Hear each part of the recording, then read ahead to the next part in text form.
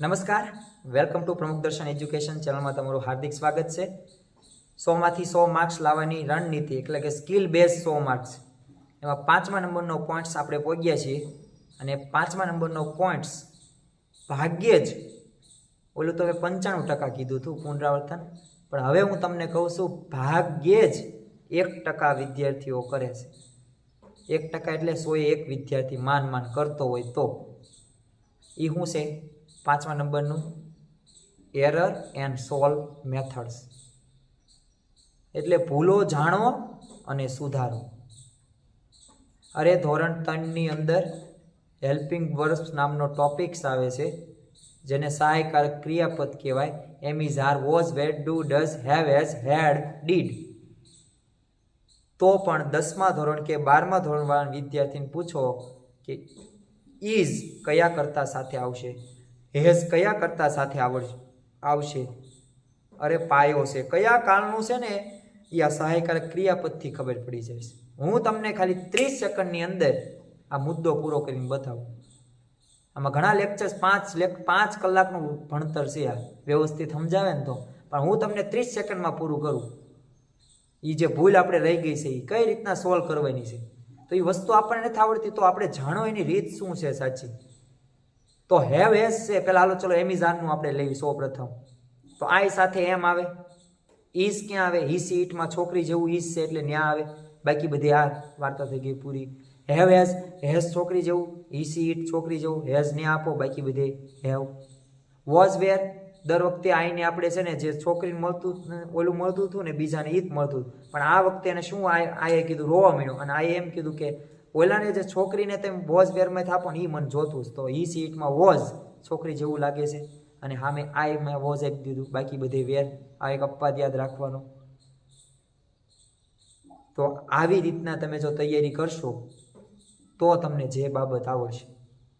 પણ હવે આ એક આપણે સમાધાન કર્યું હેલ્પિંગ વર્બનું, તો પણ આપણા જીવનની અંદર વિદ્યાર્થી કાળની અંદર આપણે તો આવી કેટલી ભૂલો કરવી છે। આ તો એક નાનકડો અમથો ટોપિક છે। આપણે સાયન્સની અંદર કેટલાય ટોપિક્સ ભણ્યા છીએ, વિજ્ઞાન એટલે કે તમે વિજ્ઞાન તમે કહો છો જેને, ગણિતની અંદર, સામાજિક વિજ્ઞાનની અંદર, અંગ્રેજીની અંદર, ગુજરાતીની અંદર, સંસ્કૃતની અંદર, પણ આ વિષયનું આપણે સમાધાન ક્યાં લાવશું? આ તો ટેસ્ટ ભણે તે, પછી ઘરે તે કંઈક વાંચે, પછી રિવિઝન કરે, ટેસ્ટ પણ દે, ખોટુંય પડે, યાદ રાખજો બધું કરે, પણ સુધારો ન કરે। કોઈ દિવસ તમને ટેસ્ટનું જે ક્વેશ્ચન પેપર હોય એ સોલ્વ કરવાનું મન થયું કે આ મારે ખોટું પડ્યું છે, શા માટે ખોટું પડ્યું, તો મને આ કોન્સેપ્ટ નથી આવડતો તો હું શીખી જાઉં? નથી કરવું આપણે। 100માંથી બસ 80 માર્ક આવી ગયા તો 20 માર્કનું નથી આવડતું એ આપણે જોવું જ નથી। હું તો એમ કહું છું કે તમને જે જીવનની અંદર કાંઈ પણ વસ્તુ નથી આવડતી વિદ્યાર્થી કાળમાં, તો તમે જાણો તો ખરી આ મને વસ્તુ નથી આવડતી તો મારે શીખવું છે, કારણ કે આપણે એરર ભૂલું કરવી પણ સુધારવાનો આપણે મોકો નથી આપતા, અને એના માટે આપણી પાસે સમય નથી।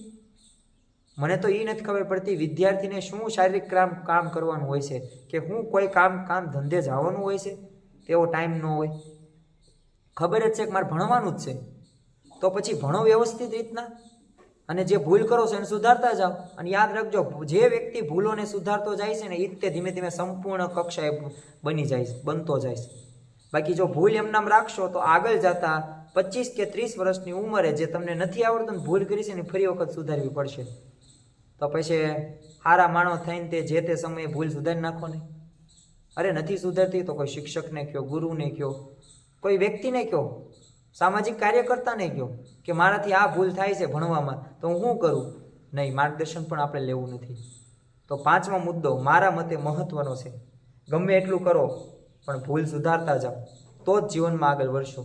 આ મેથડ્સ એમનામ મેં નથી કીધી તમને, 5મા નંબરનો મુદ્દો મેં વિચારીને આપ્યો છે કે આપણે ભૂલ નથી સુધારતા, આપણી એકની એક ભૂલ રિપીટ કરવી છે એટલે જ તે એકનો એક વખત માર્ક ખાવી છે, લેસન નથી લાવતા, પાકું નથી થતું, ટેસ્ટમાં એકના એક માર્ક્સ આવે છે।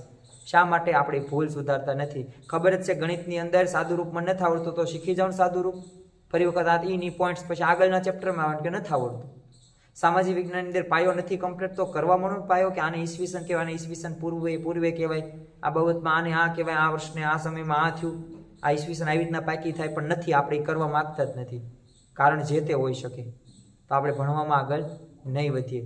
તો 5મા નંબરનો મુદ્દો એરર એન્ડ સોલ્વ મેથડ્સ જીવનમાં અપનાવજો, ભલે થોડુંક શીખજો, 100 મુદ્દામાંથી તમે 50 મુદ્દા શીખજો, પણ એરર એન્ડ સોલ્વથી શીખજો, એટલે એ તમને બેસ્ટ બનાવશે અને પરફોર્મન્સ પણ તમારું બેસ્ટમાં બેસ્ટ થશે.